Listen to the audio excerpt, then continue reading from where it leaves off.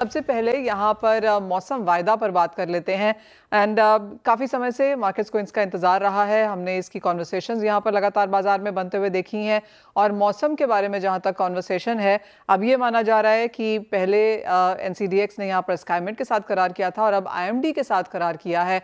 अजय, कैसे देखते हैं यहाँ पे से, बिकॉज बहुत समय से बात है, अंतर्राष्ट्रीय बाजारों में वेदर फ्यूचर्स होते भी हैं, इंडियन मार्केट्स में काफ़ी ल्यूक्रेटिव इसे एक प्रोडक्ट कहा गया है। अब जबकि हम देख रहे हैं एक और स्टेप इस तरफ लिया गया है, आपकी क्या सेंस है? नमस्कार मनीषा जी। देखिए, बिल्कुल काफी इनोवेटिव प्रोडक्ट है और मैं बोलता हूँ कि 2025 में अगर हम देख रहे हैं तो एक के बाद एक जब से सेबी के नए चेयरमैन आए, हम देख रहे हैं कि काफी नई चेंजेस भी आ रहे हैं। और लेकिन ये प्रोडक्ट काफी अट्रैक्टिव इसलिए क्योंकि आज इंडिया एक हम बोल सकते हैं कृषि प्रधान देश है और मौसम काफी इंपॉर्टेंट है। और खाली एग्रीकल्चर नहीं, इसके अलावा भी काफी अलाइड इंडस्ट्री, चाहे हम सीड की बात करें, एफएमसीजी, कंजम्पशन, लॉजिस्टिक, सभी पे डिपेंड है। तो आई थिंक ये एक तरह का बेहतरीन टूल रहेगा बिकॉज बहुत बार हम देखते हैं कि हम खाली कमोडिटी हेजिंग की बात करते हैं, बट कमोडिटी में जो डिस्टरबेंस होता है या यील्ड में या प्रोडक्शन लॉसेस होता है, वो होता है वेदर की वजह से। और उसके लिए हमारे पास कोई टूल नहीं था। आज जैसे हम गाड़ी चलाते हैं तो एक स्पीडोमीटर रहता है हमारे पास, तो हमें पता है कि हमारी गाड़ी कौन सी स्पीड पे चल रही है। वैसे ही वेदर को भी, कि बरसात, आज हम बात कर रहे थे कि इस बार बारिश काफी अच्छी रहेगी, बाद में निकल कर आता है कि थोड़ा सा डेफिसिट है या थोड़ा सा आगे जाके बढ़ेगा। तो इसका अगर एक बैरोमीटर मिलता है, एक फ्यूचर मिलता है, तो यहाँ पे पहला कि मौसम किस तरीके से मूव कर रहा है, यहाँ पे अपने को करेक्ट एक्यूरेसी मिलती है। सेकेंडली, फार्मर हो चाहे एग्री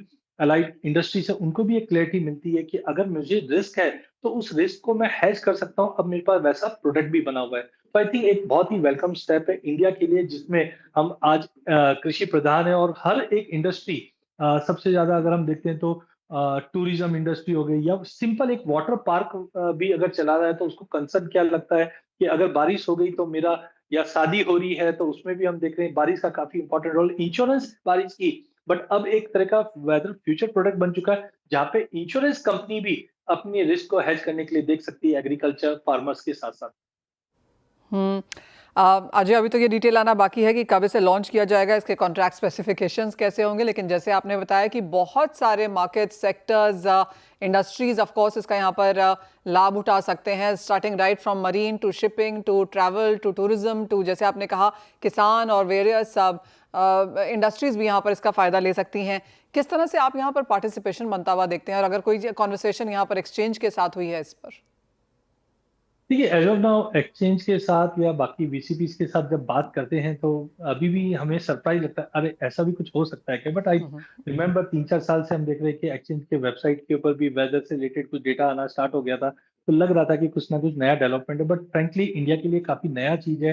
तो चाहे एक्सचेंज हो, चाहे रेगुलेटर हो, चाहे वीसीपीज हो, सभी के लिए देख रहे हैं कि ये कैसे वर्कआउट होगा, कैसे काम होगा। लेकिन फ्रेंकली आज एक सिंपल मैं बात करता हूँ, कोई भी अगर एफएमसीजी कंपनी है जो आटा बनाती है, तो उसके लिए भी काफी कंसर्निंग है कि पर्टिकुलर सपोज मध्य प्रदेश है, वहां पे इस बार बारिश कितनी होने वाली, ज्यादा हो गई तो तकलीफ है, कम हो गई तो तकलीफ है।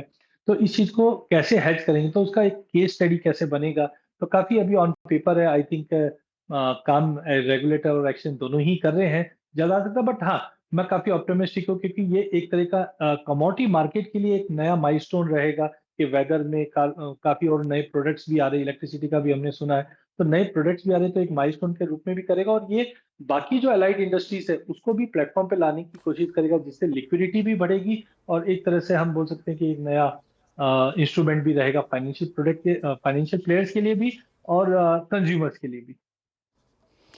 वो बात तो आपकी बिल्कुल सही है अजय। फाइनेंशियल प्लेयर्स से, कंज्यूमर से, फार्मर्स, एफएमसीजी और बहुत सारी industries and sectors of course इसको लुक फॉरवर्ड करेंगे कि यहाँ पर ये निकल कर आए।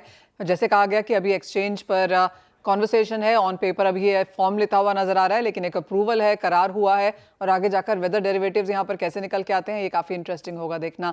अजय, बहुत शुक्रिया साथ जुड़ने के लिए और उस पर चर्चा भी करने के लिए। वेल, आगे बढ़ते